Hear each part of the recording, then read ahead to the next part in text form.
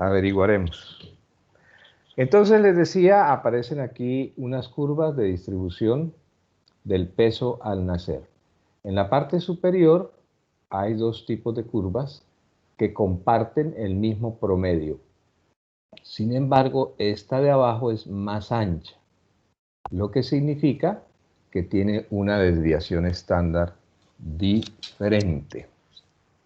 En cambio, acá abajo se ven las dos curvas del mismo alto, del mismo ancho, lo que significaría que tienen la misma desviación estándar, pero al estar separadas tienen distinto promedio. ¿Listo? Ese tipo de cosas pueden pasar, pueden suceder, y entonces en el momento de hacer un análisis, simplemente lo que hay es que establecer cuáles son las diferencias entre las dos. Aquí arriba, la diferencia, la desviación estándar, y aquí abajo, la diferencia, el promedio o la media. Aquí el ejemplo de la curva normal. La curva normal es una distribución teórica que es asumida por una gran cantidad de variables biológicas, por lo tanto de variables de la medicina. Entonces, esa distribución teórica nos dice que entre el promedio, que está aquí en el centro, y más una y menos una desviación, está el 68.8 o el 69% de los datos. Entre el promedio más 2 y menos 2 desviaciones estándar está el 95.4% de los datos. Y entre el promedio más 3 y menos 3 desviaciones está el total de los datos. Entonces, esta gráfica la traigo para ilustrar lo que habíamos alcanzado a hablar en una gráfica anterior el sábado, en el sentido de que los valores normales se trasladan a este tipo de curvas y entonces los valores normales serán aquellos que se encuentren entre menos 2 y más 2 desviaciones estándar alrededor del promedio. De tal suerte que lo que quede por fuera, es decir, hacia acá, es anormal, anormalmente bajo, en este caso, porque es menos 3, y lo que quede hacia acá es anormalmente alto. Por ejemplo, si tuviéramos la glicemia de un gran grupo de personas, entonces se podría establecer un promedio y las desviaciones estándar, dos desviaciones estándar por encima y por debajo. Y de esa manera se entiende por qué a uno le informan la glicemia, le dan el dato exacto de la glicemia y le dicen que los valores normales o los límites normales están entre 60 y 110. Porque 60 se situarían aquí en menos 2 desviaciones y 110 aquí en más 2 desviaciones. De tal manera que si el resultado de la glicemia fuera menor de 60, caería en este espacio que correspondería a 2.5% de la población. Y si fuera por encima de 110, caería en este otro espacio que equivaldría al 2.5% de la población. ¿Listo? Es decir, aquí sería hipoglicemia y aquí sería hiperglicemia, que dependiendo de ciertos valores que también se han estandarizado, uno podría entonces hacer diagnóstico de intolerancia a los carbohidratos o de diabetes mellitus propiamente dicha. Y lo mismo se puede aplicar para colesterol, para triglicéridos, en general para casi todas las variables, por ejemplo, las que vimos allá del ácido úrico en la tabla el sábado. A veces las curvas no son simétricas. Cuando no son simétricas, entonces conviene utilizar este tipo de gráfica. Recuerdan que lo vimos perpendicular, vertical. Ahora se pueden usar también horizontalmente. Y entonces conviene utilizar en lugar de la media o el promedio, la mediana. Entonces recuerden lo que habíamos hablado, este sería el rango inferior, el rango superior en este grupo de no casos. Aquí el rango inferior, ay, ¿qué hice? Y el rango superior en este grupo de casos. Aquí están los cuartiles Q1, Q2 que equivale a la mediana y Q3 en el grupo de casos. Y en el grupo de no casos, Q1, Q2 y Q3. Percentiles también, lo podemos hablar, percentil 25, percentil 50 y percentil 75. Y recuerden lo que habíamos hablado también, que lo que está aquí dentro de la cajita en ambos grupos equivale al 50% de los datos o de los casos o de la distribución. Y ese rango que hay entre Q1 y Q3 se denomina rango intercuartílico. Otra medida de dispersión, aparte de la desviación estándar, es el coeficiente de variación. El coeficiente de variación se calcula como aparece acá, la desviación estándar dividido entre el promedio por 100.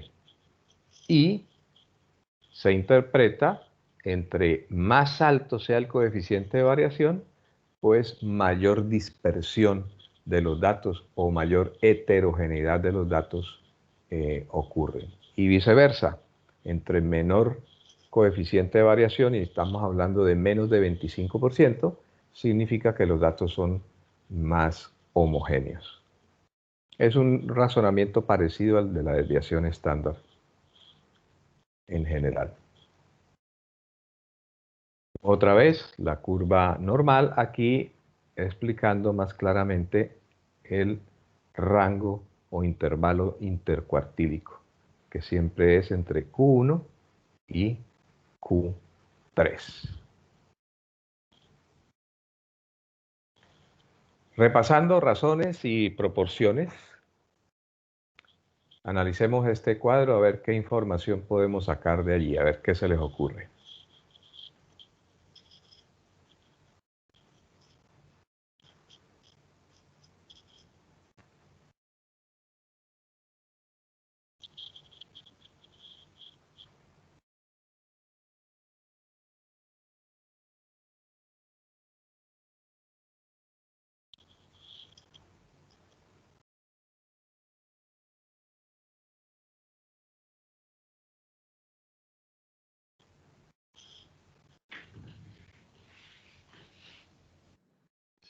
Profesor, ¿Sí?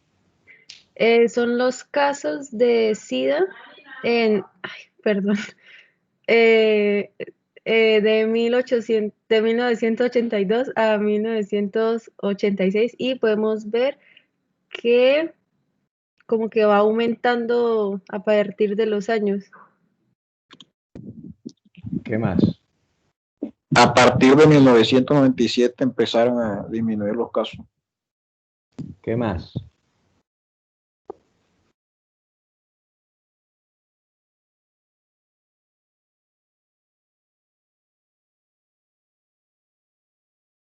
Falta algo fundamental. Que se puede ver cuáles son los casos femeninos y masculinos que se presentaron, de acuerdo a los Ajá. años. ¿Qué más? Hay más casos masculinos que femeninos.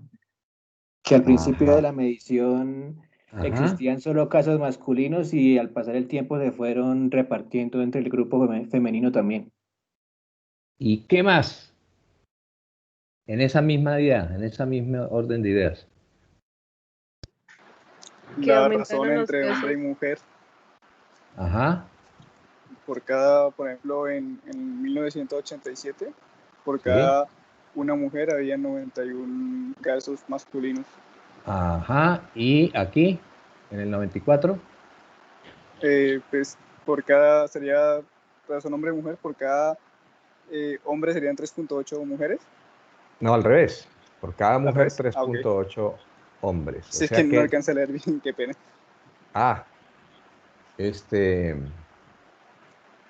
Eso significa que entonces el riesgo en la mujer aumentó, ¿no es cierto? Al Sí, señor. comienzo prácticamente no tenía riesgo y después aumentó. Muy bien. Las tasas. Bueno, ya ustedes saben, las tasas pueden ser razones o pueden ser proporciones aplicadas a un sitio específico y en un tiempo determinado. Pueden ser generales, globales o brutas, que les dicen que es una mala traducción del inglés, cuando se refieren a la población global o general. O pueden ser específicas cuando se refieren a un subconjunto de la población. Por ejemplo, tenemos aquí tasa de mortalidad general, que sería una tasa bruta, y tasas específicas de mortalidad, como por ejemplo la tasa de mortalidad infantil. Lo mismo pueden ser tasas de morbilidad general o tasas específicas, por ejemplo, de cáncer de pulmón o de accidentes de niños en el hogar. Fíjense que podemos hacer las tasas específicas, además del subconjunto de la población, etariamente hablando, por distintas causas. Por ejemplo, aquí, cáncer de pulmón. Y las podemos hacer específicas doblemente, es decir, tanto por edad como por causa. Ejemplo de cómo se puede calcular una tasa. Si estamos tratando de calcular la tasa de incidencia de cáncer de cuello uterino, estamos en una población, ahí hay una población total donde hay hombres y mujeres. Sabemos que los hombres no tienen útero, entonces quedan por fuera, nos quedamos solo con las mujeres. Y dentro de las mujeres hay algún grupo que tiene mucho más riesgo que el otro, que los otros. Entonces, en esta época, cuando se construyó este indicador, se consideraba que las mujeres con mayor riesgo eran las mujeres entre 25 y 69 años. Entonces se quedaban por fuera los otros dos grupos de edad, las menores y las mayores. De tal manera que la población expuesta al riesgo, es decir, el denominador de esa tasa, sería solamente este sector del gráfico o ese sector de la población. Esto les mencioné que en esa época, porque esto puede cambiar dependiendo de los cambios en los estilos de vida, dependiendo del comportamiento de la enfermedad, dependiendo de la situación socioeconómica, etcétera, etcétera. Ahora analicemos este caso.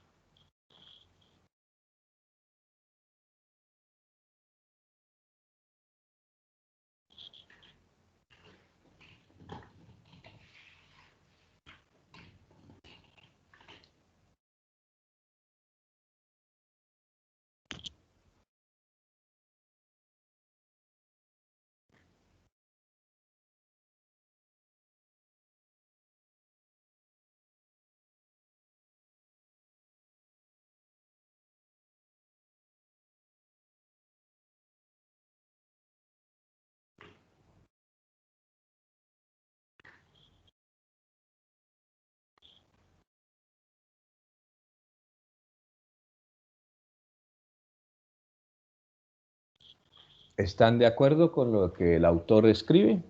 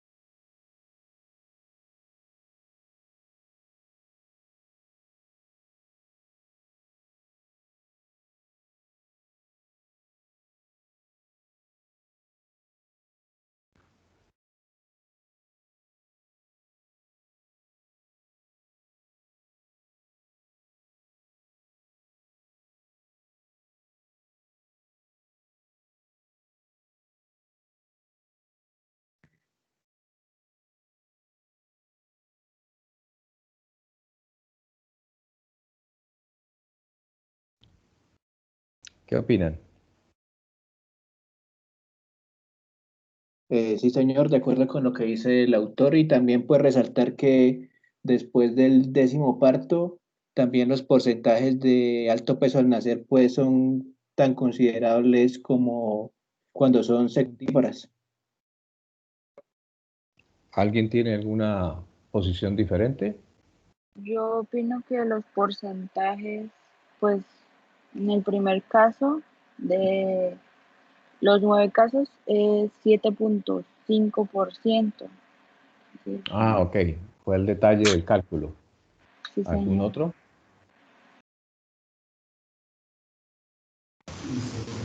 Profe, en la última, en los últimos 2 renglones dice que el 19%, bueno, de las secundíparas, dice que es el grupo más numeroso, lo que nos autoriza a aceptar que la secundiparidad es el momento más favorable para la producción de fetos gigantes. No sé si de pronto sea como una conclusión apresurada, porque de los que dice que de entre 10 y más partos corresponde al 18%, o sea, muy cercano al 19%, y de pronto no sería como una conclusión confiable, no sé.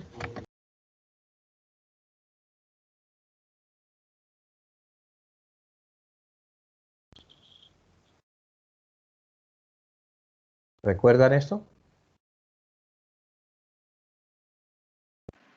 Sí, señor. ¿Recuerdan esto?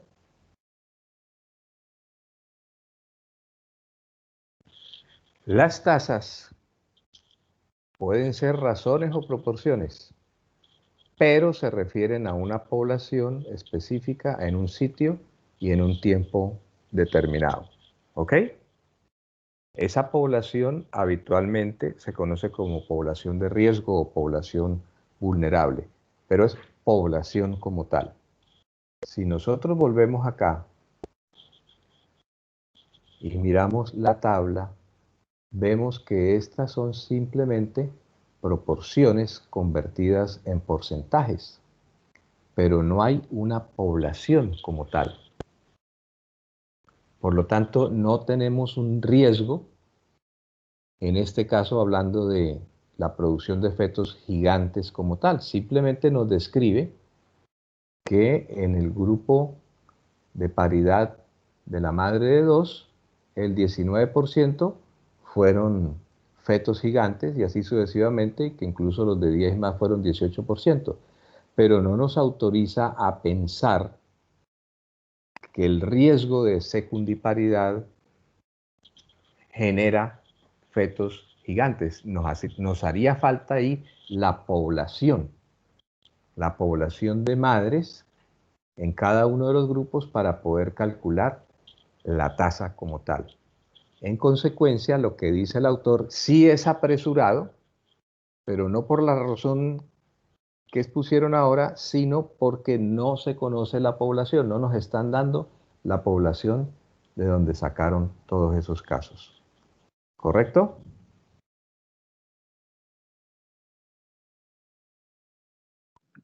Sí, Sí, señor. señor.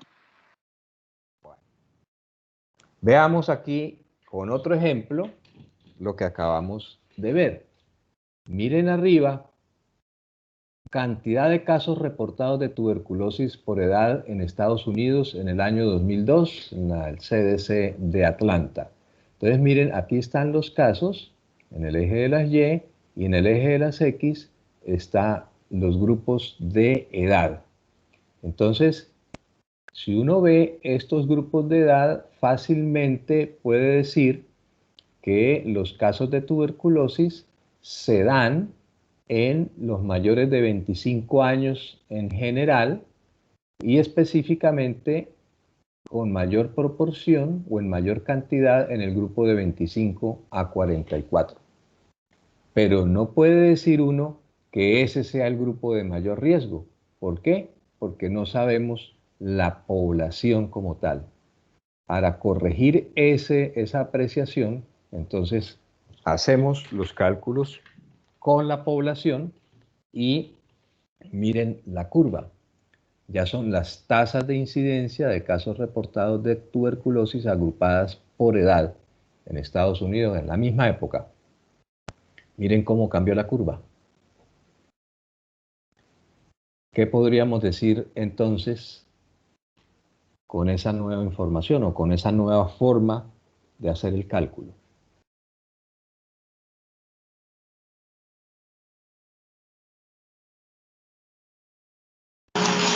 Que realmente se ven más casos de tuberculosis en personas mayores a 65 años. Que la incidencia o el riesgo es mayor en los mayores de 65 años, o fue mayor en esa época. ¿Alguna pregunta sobre esta parte? Que es fundamentalmente la parte descriptiva. Profe, la segunda gráfica, ¿cómo salió? Se calculó el número de casos con respecto a la población en cada grupo de edad. Aquí simplemente se pusieron los casos que había en los grupos.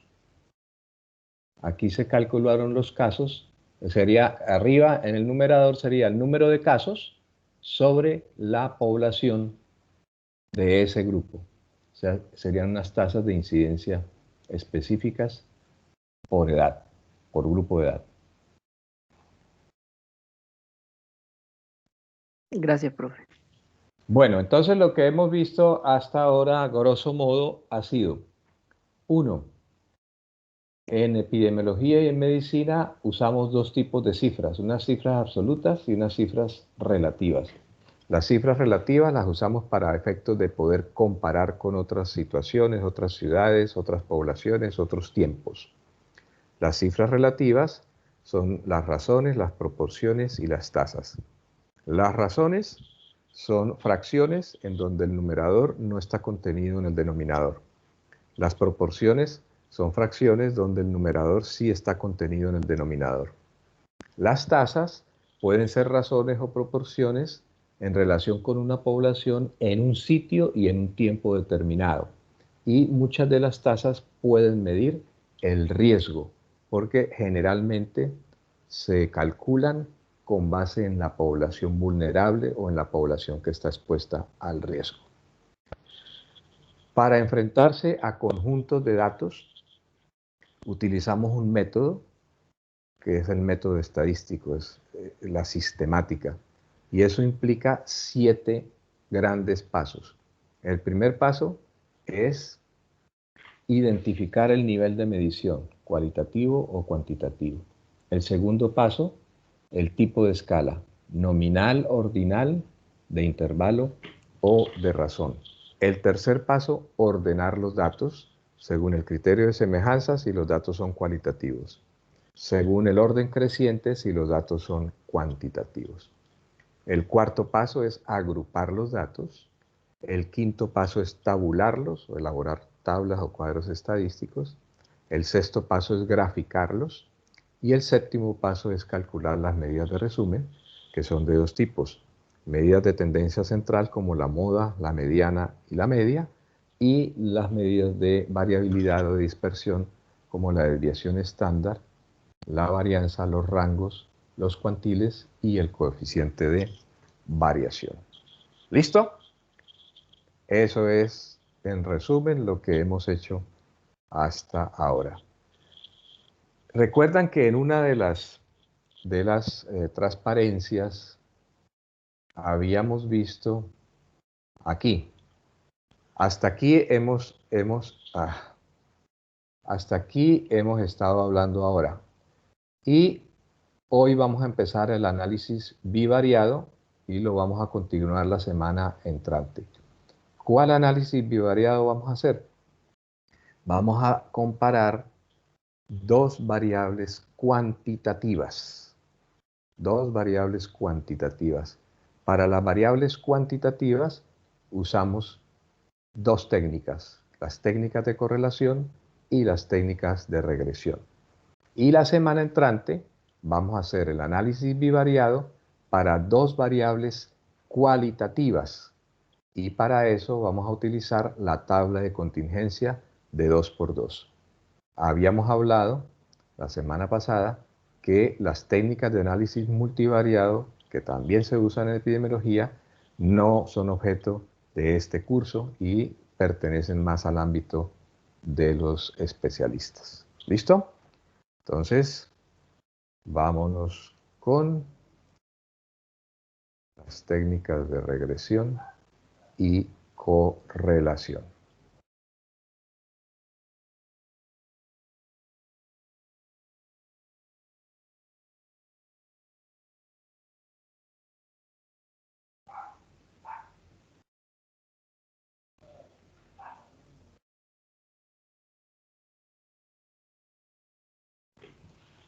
¿Ya la tienen?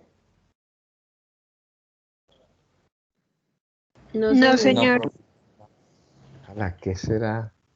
Porque a veces funciona y a veces no. Vamos a ver.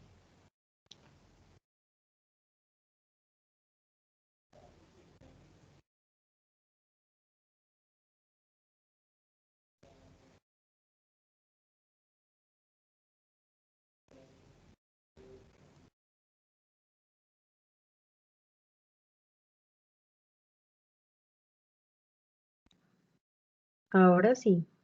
Ahora sí. Parece que hay que entrar y salir cada vez que...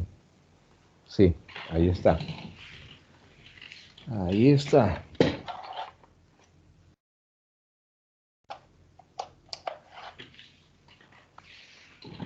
Bueno, entonces, como su nombre lo indica, las técnicas de correlación se usan para determinar las relaciones entre dos o más variables. Aquí vamos a concentrarnos en dos variables. Por ejemplo, el Producto Nacional Bruto y la esperanza de vida. Ahí hay dos variables. ¿Qué significan esas variables?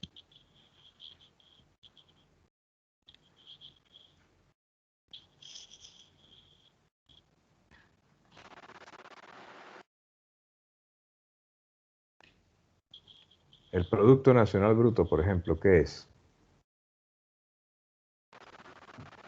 Pues entre más rico sea un país, más esperanza de vida su población tendrá, como lo veíamos en la gráfica de Japón. Ok, perfectamente. El segundo ejemplo. ¿Habrá relación o correlación entre el promedio de calificaciones del bachillerato y el rendimiento en la universidad?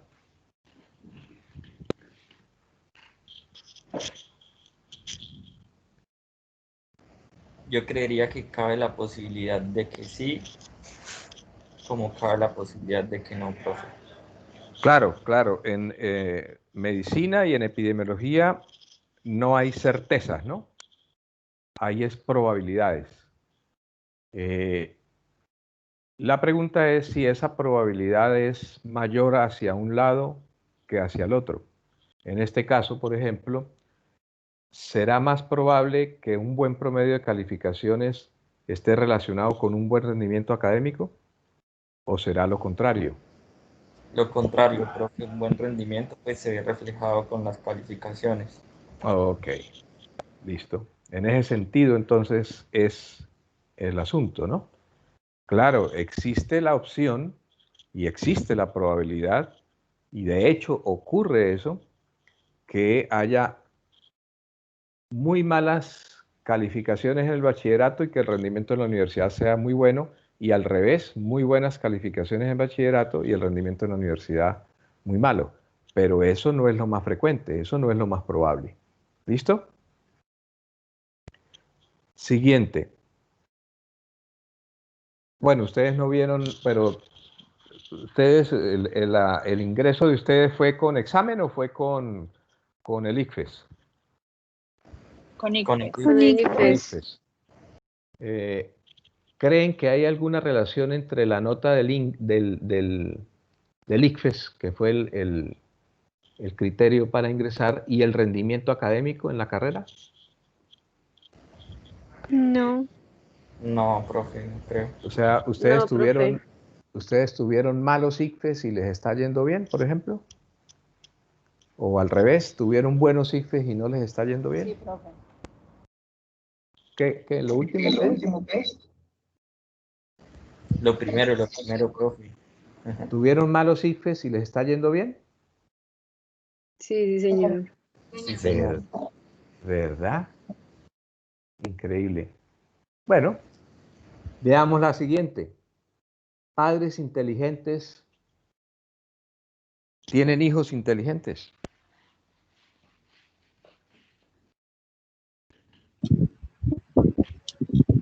Pues, profesor es relativo, pues yo creería que sí. Ahí lo puse con una interrogación.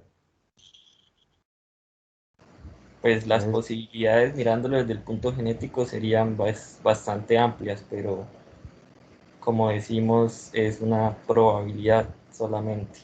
No sabemos qué factores sociales influyen sobre los niños. Ajá. Pero les puse esa interrogación ahí para darles una pista de que les estoy haciendo una trampa. ¿Qué trampa les estoy haciendo? ¿Cómo definimos inteligencia? Exactamente. Recuerden que hablamos que íbamos a mirar el análisis bivariado de dos variables cuantitativas. Estas técnicas de correlación y regresión se usan para variables cuantitativas. No se les olvide. Y el problema de la inteligencia es que todavía no se puede medir cuantitativamente.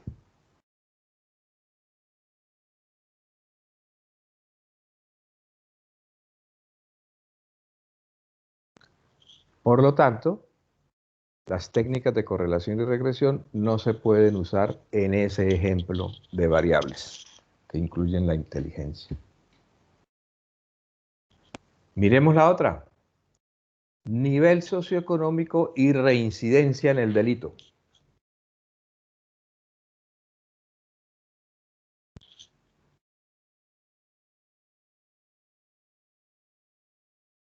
Pues yo creo que sí, ¿no? Por las necesidades y las circunstancias. O sea, existe una mayor probabilidad de que un nivel socioeconómico bajo se relacione con volver a cometer delitos. No creo. En Colombia también tenemos los criminales de cuello blanco. En Colombia y en el mundo. Y que siguen robando, pues, y tienen una supuesta nivel socioeconómico alto, ¿no? ¿Pero son la mayoría? No, hacen parte de minorías. No, la mayoría es los de niveles socioeconómicos bajos. Por lo menos la mayoría de los que apresan son los de niveles socioeconómicos bajos. Bueno, pero esas dos variables sí son cuantitativas, ¿no? El nivel socioeconómico, por ejemplo, se puede medir con plata, con ingresos. Y la reincidencia en el delito se puede medir con número de delitos, o sea que son las dos cuantitativas. ¿Listo? El cálculo más usado para medir la correlación se denomina coeficiente de correlación R. Algunos lo escriben R mayúscula, otros lo escriben R minúscula. Es la R de Pearson. Pearson se escribe, el tipo que describió, que hizo los primeros cálculos de esta técnica. Y esa correlación, ese coeficiente de correlación de R va de entre +1 y -1. Si el resultado es 0, significa ausencia de correlación o de relación no lineal, otro tipo de relación. Recuerden que el modelo matemático de estas técnicas es la ecuación de la línea recta que vamos a repasar un poquitico más adelante en lo que atañe a esto. La correlación entonces se trata de conocer si dos variables están asociadas y más adelante medir hasta qué punto los cambios en una variable pueden explicarse por los cambios que ocurren en la otra. Cuando hay correlación entre dos variables, los valores varían conjuntamente. Por ejemplo, si aumentan las pulsaciones, entonces aumentan las respiraciones. Si aumenta la estatura, aumenta el peso. Si aumenta la edad, aumenta el peso. Si aumenta la edad, aumenta la estatura.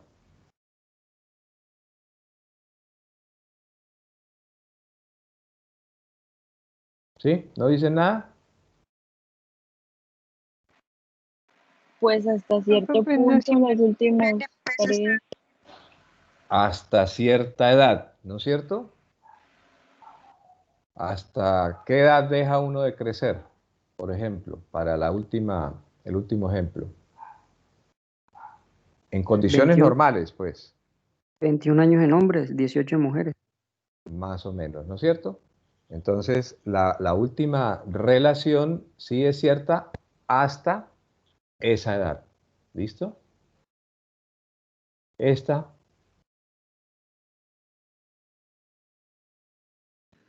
No se correlacionarían tanto. Hasta cierta edad también.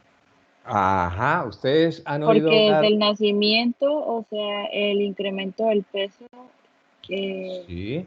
es relativamente alto, o sea, anormal, por decirlo así, pero pues no es considerado anormal. Entonces, Correcto. ya después entra en... ¿Ustedes recuerdan los programas de crecimiento y desarrollo del niño? ¿Lo vieron en PIP o todavía no? Todavía no. Todavía no. Ni tienen familiares, primitos o no sé, sobrinos que estén en el programa de crecimiento y desarrollo. Sí, señor.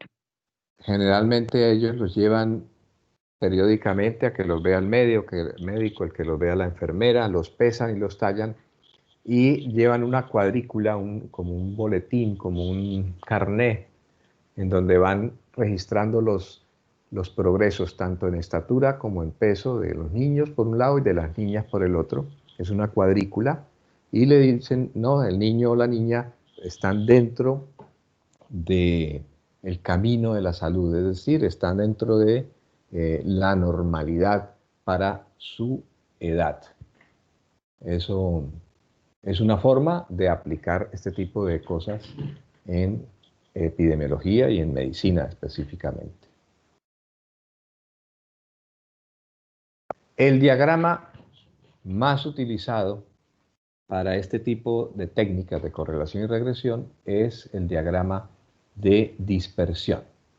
Y entonces habíamos alcanzado a ver algo hace el sábado con un diagrama parecido a este, en donde tanto esta variable como esta variable aumentaban conjuntamente.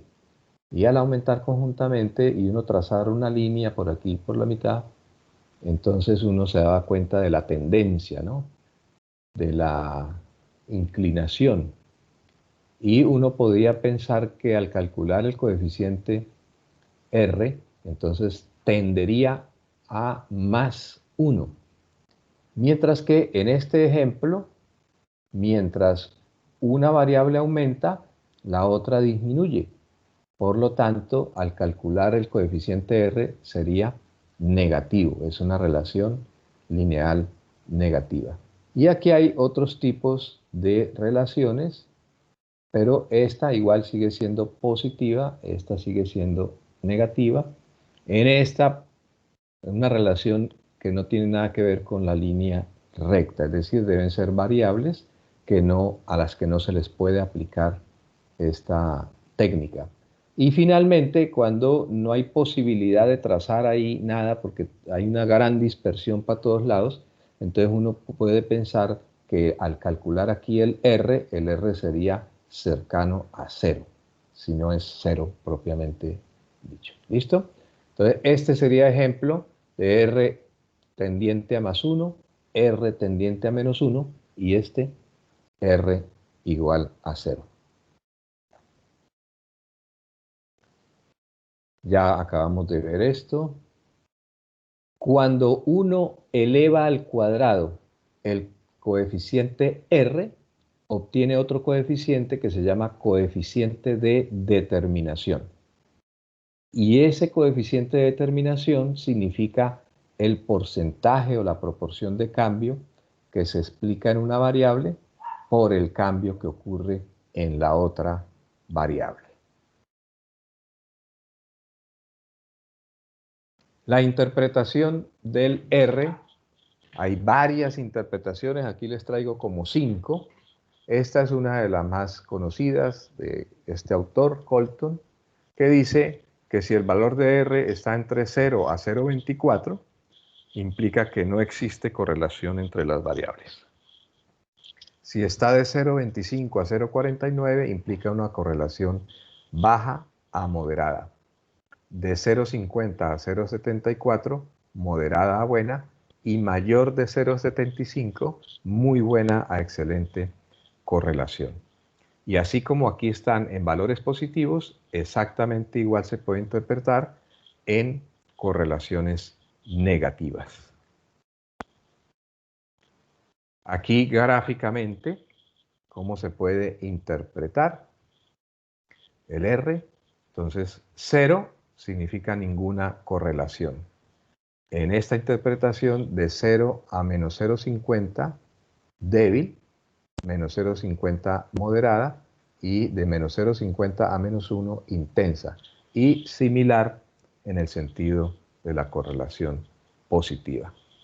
Estas correlaciones positivas perfecta o negativa perfecta en medicina, en biología, casi nunca existen.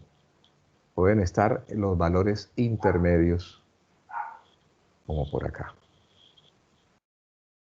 Otra forma de interpretar el R, una primera escala, la más sencilla, fue con la que empezamos. El coeficiente oscila entre menos 1 y más 1, y si el valor es 0, entonces no hay correlación o no hay asociación. Este que es parecido al que acabamos de ver gráficamente allá. Esta otro tipo de escala, que significa correlación o asociación perfecta, R igual a 1, excelente entre 0,9 y menos 1, y menor de 1, perdón. Buena entre 0,8 y menor de 0,9, regular entre 0,5 y menor de 0,8, y mala correlación menor de 0,5. Todo esto es para que ustedes vean, porque esto puede aparecer en los libros, puede aparecer en los artículos científicos que ustedes lean, y entonces tengan unos criterios de cómo hacer la interpretación.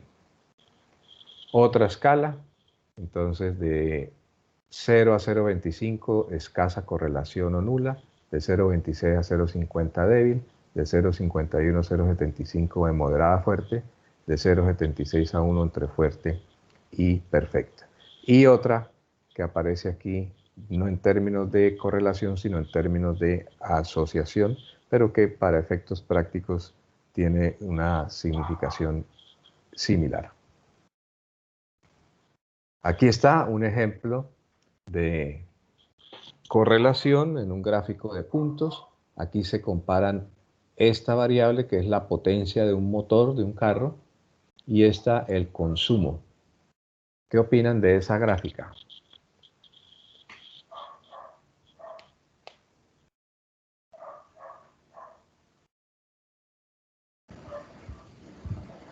Profe, que entre más potencia, más consumo. Exactamente. Entonces ténganlo en cuenta cuando vayan a comprar carro. Entre más grande sea el motor, van a consumir más gasolina. Entonces eso significa aprovisionarse de plata para pagar. Y en general, con otro tipo de variables, significa entre más potencia, más gasto de todo, repuestos, en fin. ¿Ustedes saben calcular el R?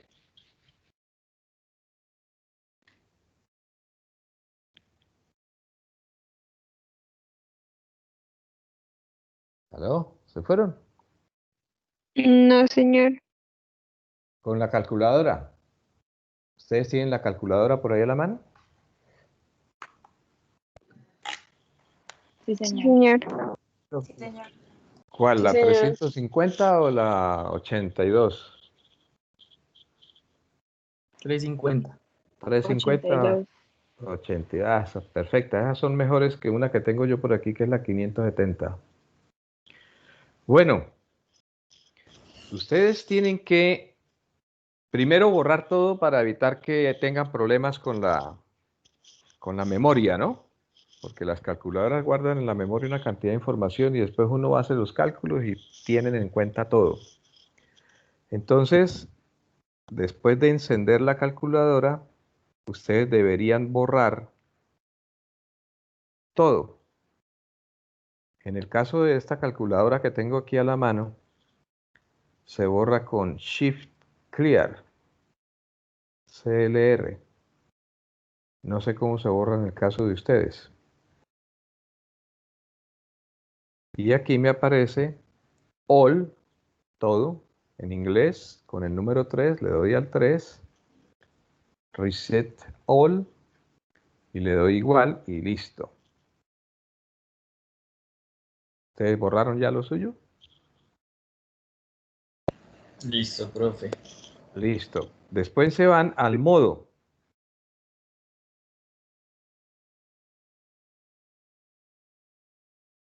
Yo le tengo que dar 2 clics al modo para que me aparezca SD1 Rec 2 base 3. En mi caso, tengo que darle 2, porque voy a hablar de regresión, correlación, ¿cierto?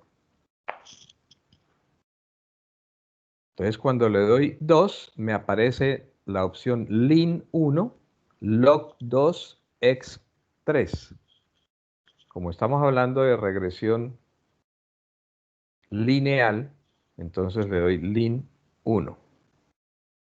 Y ahí me queda programada la calculadora para recibir los datos.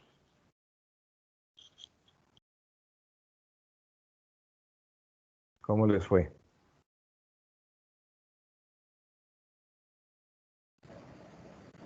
Profe, al oprimir modo, ¿Sí? No sale igual. me salen un poco de cosas ahí. Toca oprimirlo 2 veces, pero me sale lo mismo. ¿Y qué le A mí sale me a pasa usted? igual. Al Me oprimir modo, ¿qué le sale? ¿Ah? Me sale en 1, yo tengo la misma, la 570, me sale en el 1 comp, en el 2 me sale complex, algo así, en el 3 stat, en el 4 base raya n, en el 5 EQN, en el 6 matrix. Entonces debe ser stat de estadística. Ah, ok, profe, o sea, el 3.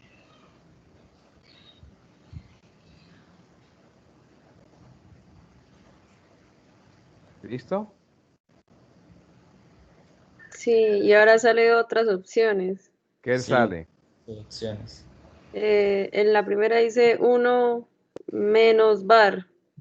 La 2 es A más BX. La 3 es raya al piso más X al cuadrado. La 4 es LNX. La 5 es EX. ¿Cuál es la segunda? La segunda A más BX. A más BX. ¿Esa no le suena como la ecuación de la línea recta? Sí, señor. Denle a esa a ver. Ahora sí aparece para poner los datos. ¡Ah, qué milagro! ¿Aparece como una tablita? Sí, profe. Sí, sí, señor. X y Y. No tenía ni idea bueno. que las calculadoras hacían eso. ¿No? Y las calculadoras son una maravilla. La estoy estrenando, profe. Lo que pasa es que pues son para datos limitados, ¿no? Ya cuando usted maneja muchos datos ya le toca con computadores. Bueno, en los demás no le sale esa tabla porque los demás la calculadora es más sencilla. La idea ahora es, fíjense ustedes esa tabla que tienen ahí de número de cigarrillos e índice de mortalidad. Analicemos la tabla así como está por encimita primero. Miren que número de cigarrillos dice 3, 5, 6, 15, 20, 40, 45, ¿cierto? Y el índice de mortalidad dice 02, 03, 03, 05, 07, 1415. ¿Qué piensan ustedes de esa? ¿Habrá correlación ahí? Sí, profe, la profe. correlación de que a mayor consumo diario de cigarrillos va a haber una mayor índice de mortalidad. Exacto. O sea que cuando ustedes calculen el R, ¿con qué signo va a estar? Positivo. Positivo, cercano a 1, ¿no es cierto? Tendiente a 1. Vea que usted puede, sin necesidad de calculadora, simplemente analizando la cosa con un poquito de detenimiento, puede obtener ya una gran cantidad de información. Entonces, supongan ustedes, por ejemplo, que el número de cigarrillos es X, índice de mortalidad es Y. ¿Qué es lo que habría que hacer? Llenar la tablita en los que les salió la tablita. Y a los que no tenemos tablita, miren ustedes en la parte donde las teclas son más oscuritas, como negras, encima de las teclas de números y de cálculos aritméticos. Generalmente al lado derecho hay una tecla que dice M+. ¿La encontraron?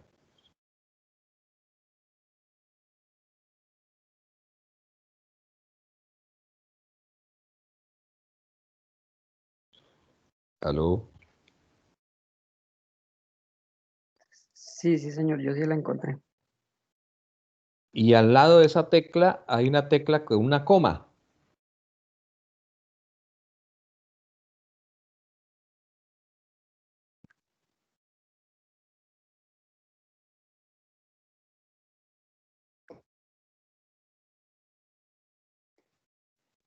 A mí me parece una tecla.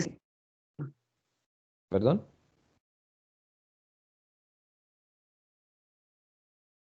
A mí me parece uno que dice SD y luego viene unos paréntesis. Y vienen unos paréntesis, pero más allá. Pero me interesa que se concentre en la tecla M+, que debajo, en el caso mío es en azulito, dice DT,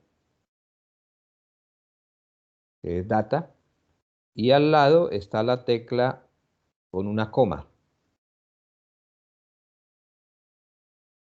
Esas dos teclas son importantísimas porque con esas es que vamos a ingresar nosotros los datos en las otras calculadoras.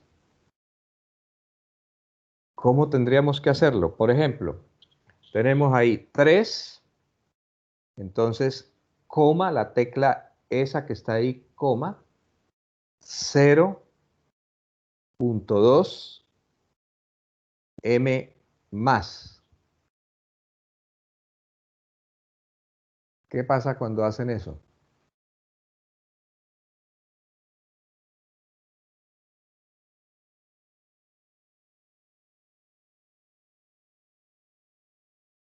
A mí me sale en la pantalla n igual 1.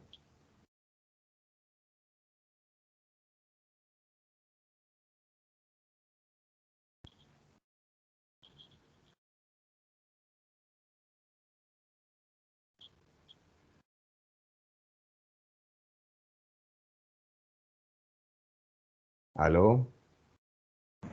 Doctor, no sé qué hacer con mi calculadora. ¿Y el manual? ¿Consiguieron el manual?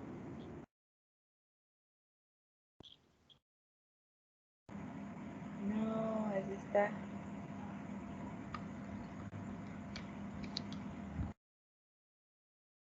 Bueno, la Profe, idea es, señor, después de llenar la tabla, ¿qué más se hace? ¿Solo se le da igual y ya?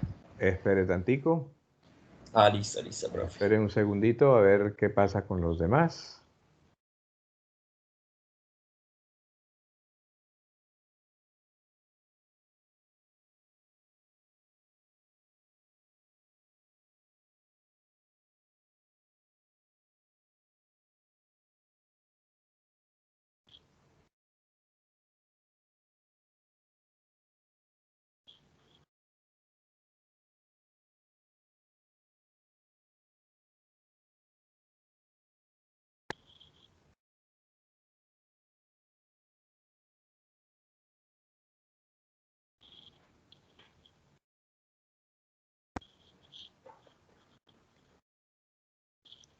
Bueno, yo ya llené mi tabla, entre comillas. Tengo 7 parejas, ¿cierto? 7 pares de datos. Sí, señor. El, Sí, señor. el siguiente paso sería, en mi calculadora, trabajar, fíjese que Shift generalmente está con un color amarillo y abajo en el teclado de los números, sobre el número 2, aparece S raya var, como de varianza. Entonces yo tendría que utilizar la parte amarilla de eso, entonces le doy Shift S bar y ahí me aparece en la pantalla el signo de promedio, el signo de la desviación estándar poblacional, la desviación estándar muestral. Si le doy más hacia la derecha a la flecha, me sale el promedio de Y, la desviación estándar de Y. Si le doy más hacia la derecha, me aparece A1, B2, R3. Entonces le daría 3. Igual. Y ahí obtengo el valor de R. Ahora, los que están con la tabla tendrían que identificar de dónde sacan los datos estadísticos, si tienen que usar Shift o si lo hacen directamente de alguna de las teclas. ¿Hay alguna de las teclas que se llame R? A mí me sale una que dice RND y otra RAN. No, esas no son. Entonces busque las de estadística. Generalmente deben ser con Shift.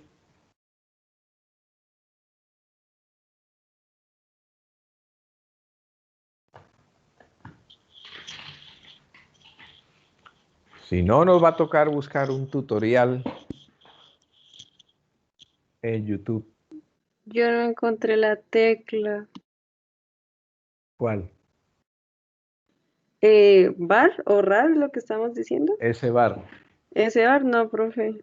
¿No? No, me Profe, a mí aparece me con aparece. las... No, ahora ya. ¿Cómo?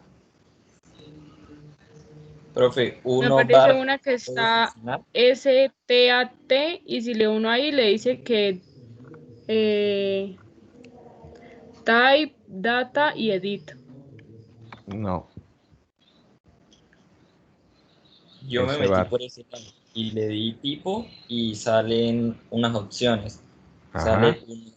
Sale uno bar, salen las mismas opciones de la estadística cuando empezamos a armar la tabla.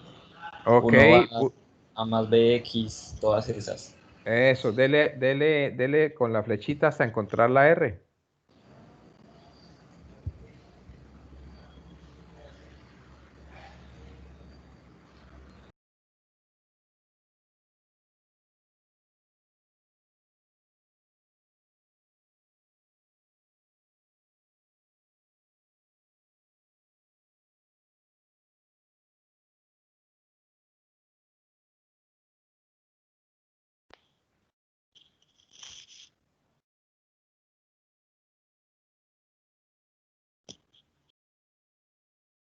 ¿Encontraron?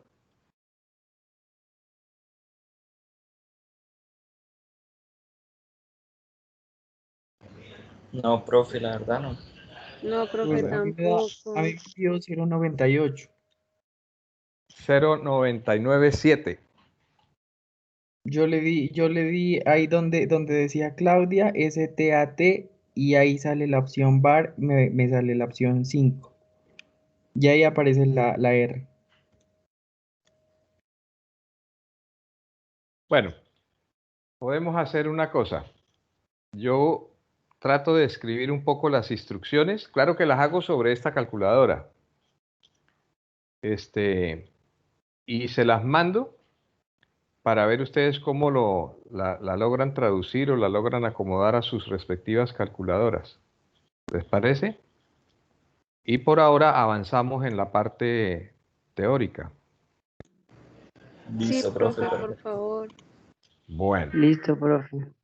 ok.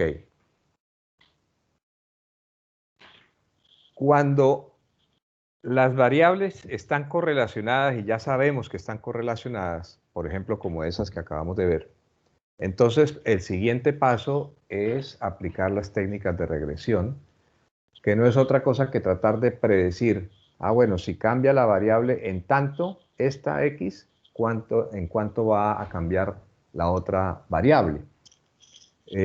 Por ejemplo, ¿cuáles son las posibilidades de éxito de X persona conociendo su coeficiente intelectual? Por ejemplo, ¿cómo votará una persona conociendo su voto anterior? Esos dos ejemplos que les acabo de dar son falsos, porque ya hablamos que el coeficiente intelectual, aunque tiene números, no mide cuantitativamente la inteligencia. La inteligencia todavía no se puede medir cuantitativamente. Por ejemplo, vamos a suponer que yo tenga 110 de inteligencia, de QI, y Albert Einstein tenía 220. Eso no significa que él fuera 2 veces más inteligente que yo. A lo mejor era 1000 veces más inteligente que yo. Lo que pasa es que el coeficiente no permite hacer ese tipo de comparaciones o de cálculos matemáticos. ¿Listo? En cambio, si se conoce la aptitud matemática de una persona, se puede con probabilidad estimar o predecir cómo va a rendir en estadística. Por ejemplo.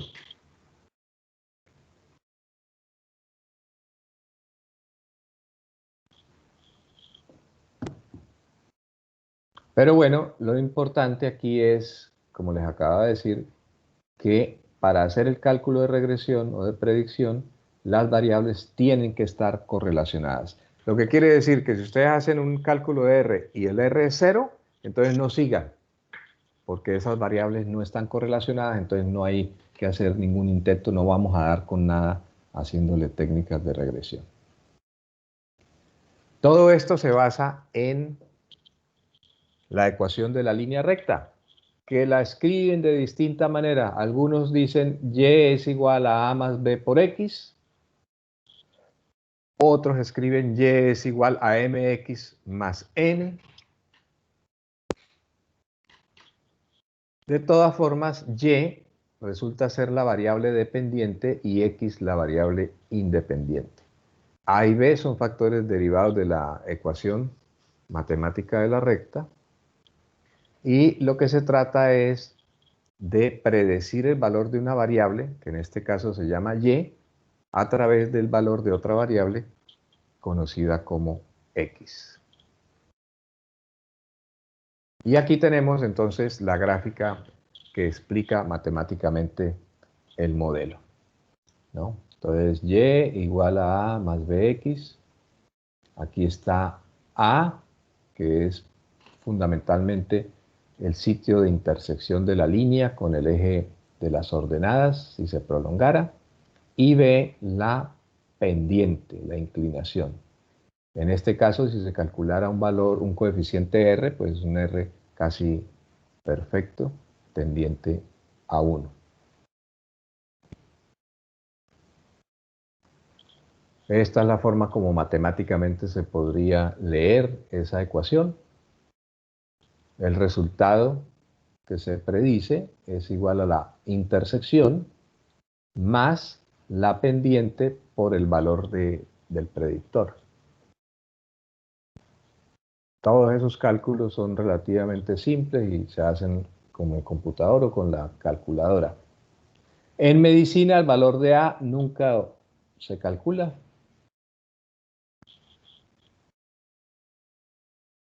Y la interpretación es que un valor positivo de B indica que ambas variables aumentan conjuntamente.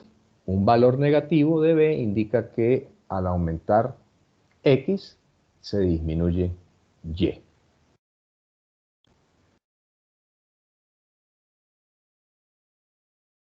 Cuando uno tiene la gráfica de puntos, la gráfica de dispersión, como la que vimos hace un rato, volvamos acá, esta del carro. Recuerden ustedes, cuando estaban en el colegio, a uno le dicen, yo quiero saber cuál es el consumo de gasolina por kilómetro de un carro que tiene una potencia de 100 caballos. Entonces lo que uno tenía que hacer era subir hasta el sitio donde se cursaba, donde se cursaba esa potencia con la línea, y de ahí sacar la perpendicular, y en este caso, para una potencia de 100, el consumo es de 10 aproximadamente.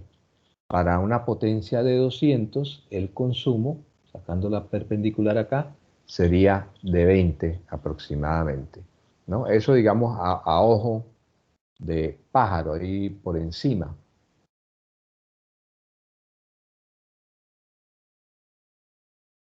Entonces, las técnicas de regresión tratan de cuantificar la relación que existe entre las variables para predecir los valores de una cuando se conocen los valores de la otra. Generalmente se calcula un coeficiente que se llama coeficiente de regresión y que se puede escribir con el nombre de B larga mayúscula o minúscula. Pero ojo, a pesar de que haya correlación positiva y regresión positiva, eso significa que hay asociación entre ellas, pero no necesariamente que hay causalidad. Ya tendremos tiempo de discutir el tema de causalidad más adelante con todo lo que es la teoría de la causa.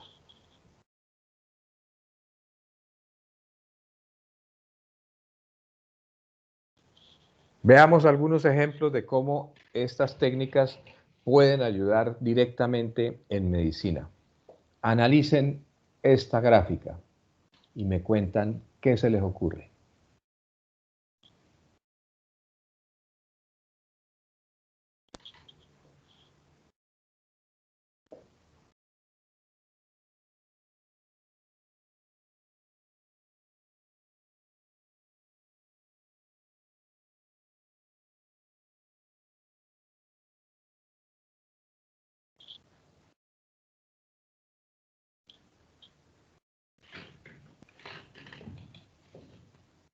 ¿Qué se les ocurre? Profe, que a mayor fuerza, pues menor tiempo preoperatorio, creería yo. ¿Cuál es la variable dependiente y cuál es la variable independiente ahí?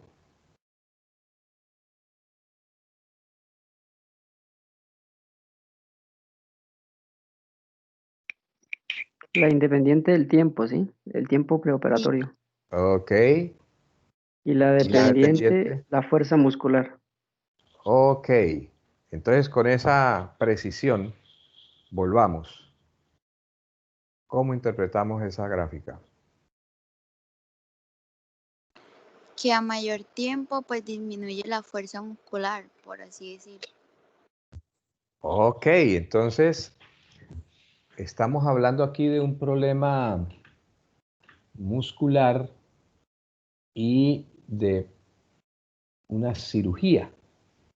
Entonces, si uno obtiene una investigación, obtiene estos datos, uno le puede decir al cirujano, mire, no se demore demasiado en operar a la paciente o al paciente, porque si usted se demora, entre más se demore, menos fuerza muscular va a tener ese paciente. ¿Cierto? Eso es lo que le está diciendo a uno esa gráfica. Y fíjense el R. Negativo. ¿Ok? En otras palabras, mire, cirujano, opérelo dentro de los 2 primeros meses. Porque si usted no opera a esa persona dentro de los 2 primeros meses de ocurrida la lesión, entonces entre más se demore, la persona va a demorarse más en recuperar su fuerza o no va a recuperar su fuerza. Miremos esto.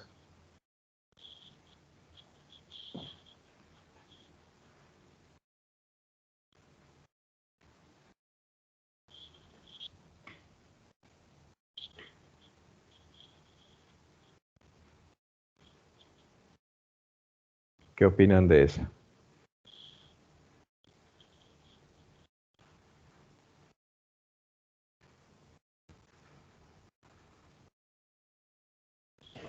Que entre mayor sea la longitud del injerto, pues menor será la fuerza muscular. Ah, entonces, ¿qué le diría usted al cirujano? Trate de colocar injertos más pequeños. Correcto. Correcto. Sigamos.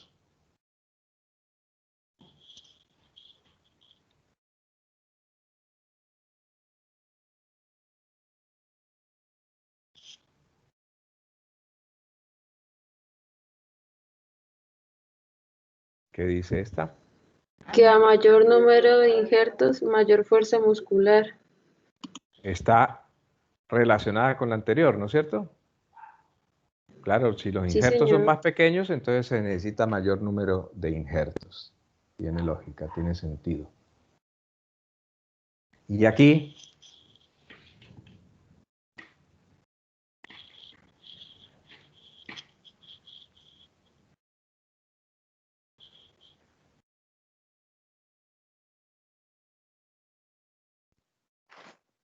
Que entre más se demore en los primeros signos de reinervación del bíceps, pues la fuerza muscular va disminuyendo. ajá, ¿y usted recuerda cuáles son los signos de reinervación? Los primeros, por lo menos.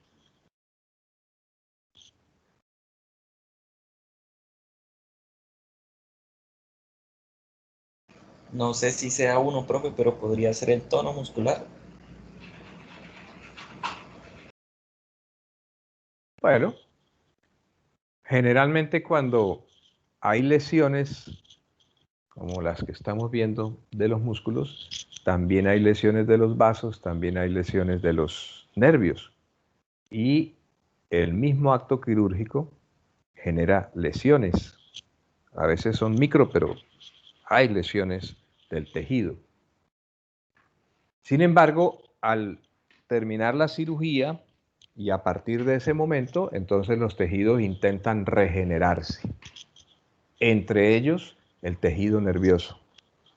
Y el tejido nervioso se empieza a manifestar, por ejemplo, con dolorcito, con sensación de picazón. Ustedes no sé si alguna vez han tenido alguna herida y cuando la herida empieza a sanar, ustedes les pica y claro, uno no debe rascarse porque puede generar más lesión, pero la picazón es una forma de reinervación.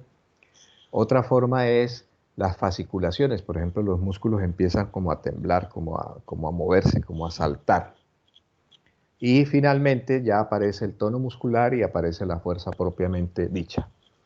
Entonces lo que se le puede decir al cirujano es, esté atento con los primeros signos de reinervación. Porque si esos signos de reinervación se demoran en aparecer, entonces esos músculos no van a fortalecerse, no van a tener suficiente fuerza. ¿Ok? Entonces fíjese cómo estamos juntando la estadística con la clínica, en este caso con la cirugía también.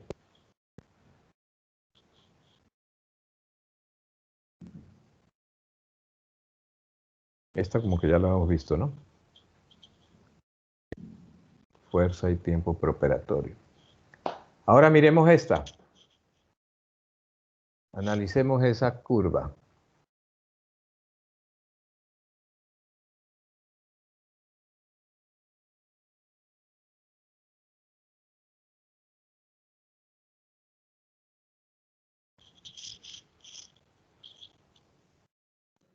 Profe, ¿qué significa sistema Apache? Ah, bueno. Cuando lleguen a cuidado intensivo, van a encontrar distintos tipos de escalas. En general, en medicina se usan en clínica muchas escalas. En este caso es para unidades de terapia intensiva o cuidado intensivo. El sistema Apache, en este caso el Apache 2, que le agregaron una serie de variables, significa que cada persona que entra a una unidad de cuidado intensivo, en el momento que entra, se le toman una serie de datos. Frecuencia cardíaca, tensión arterial, coloración de la piel, frecuencia respiratoria, tono muscular. Bueno, hay una cantidad de datos en el sistema Apache. Y se le da un punto, una puntuación a esos datos. Y al final se suma. Eso es lo que significa el sistema Apache. Ah, ok, profe. Entonces ahí nos estarían diciendo que entre más puntos sume, pues más probabilidad tiene de mortalidad en la unidad de cuidados intensivos. Exactamente. Entonces, por ejemplo, Dios no lo quiera, si alguno de nosotros llega a tener a un familiar en la unidad de cuidado intensivo, lo primero que uno, entendiendo esto, pregunta es ¿cómo le dio el Apache? Entonces, si le dicen, vamos a suponer que le dicen, le dio 30. Entonces uno se viene acá, 30, y mira a la izquierda, y ay, jue madre, la probabilidad de muerte es del 80%. ¿Se dan cuenta para qué sirve esto? Eso no significa que sea 100%, vuelvo y repito, en medicina, en epidemiología, en salud pública, no hay certezas absolutas, pero sí probabilidades. Y entonces cuando a uno le dicen 80% de probabilidad de muerte, bueno, hay que rezar, porque queda muy poca probabilidad de supervivencia, de tal suerte que uno puede también armar la gráfica inversa de esta manera.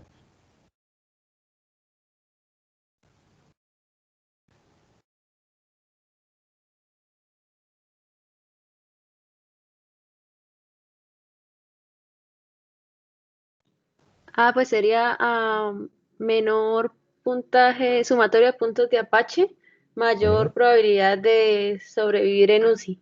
Exactamente. Pero igual como usted dijo, profe, pues no es 100%, Sí, porque no no es por sabemos. 100%, pero la probabilidad, o sea, jugamos es con probabilidades.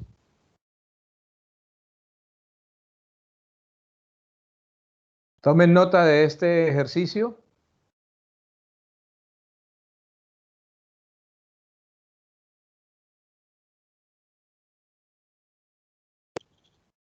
¿Ya?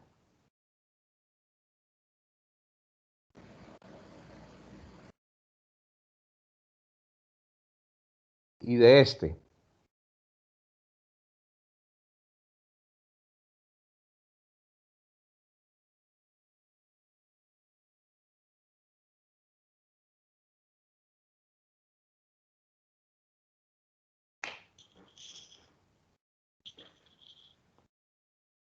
Que les queda como tarea. Profe, de igual metodología, los mismos grupitos y se los mandamos. Sí. Ah, listo, profe. Ok. Profe, qué pena, ¿me puede pasar el anterior ejercicio? Es que no la alcancé a copiar. Perfecto, gracias. Sí. Ah, bueno, y el que está pendiente, ¿no? Que estábamos haciendo y no pudimos. Profe, ese sí lo podría volver a poner, qué pena, para tomarle foto.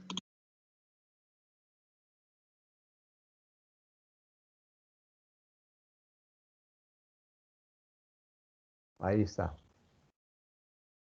Profe, ese, pues no sé si esté bien la respuesta. Ahí me dio 0.9971. Exactamente, esa es la respuesta. Ah, ok, gracias. Ya sabe entonces cómo usar, ¿cuál calculadora tiene usted? En este momento una Casio 350. 350. De pronto podría usted explicarle a otros compañeros que tengan esa misma calculadora cómo logró llegar allá. Vale, profe, perfecto. Ahorita grabo un video y lo mando al grupo. Ok. ¿Listo? ¿Listo? ¿Alguna pregunta adicional?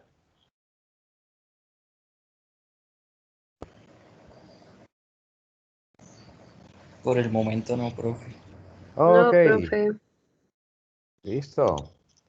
Entonces nos vemos, si Dios quiere, en 8 días. Bueno, profe, muchas gracias. Señor, No, Que gracias. esté bien. Gracias, lo mismo. Gracias. Muchas Chao. gracias, profe. Buenas noches. Muchas gracias.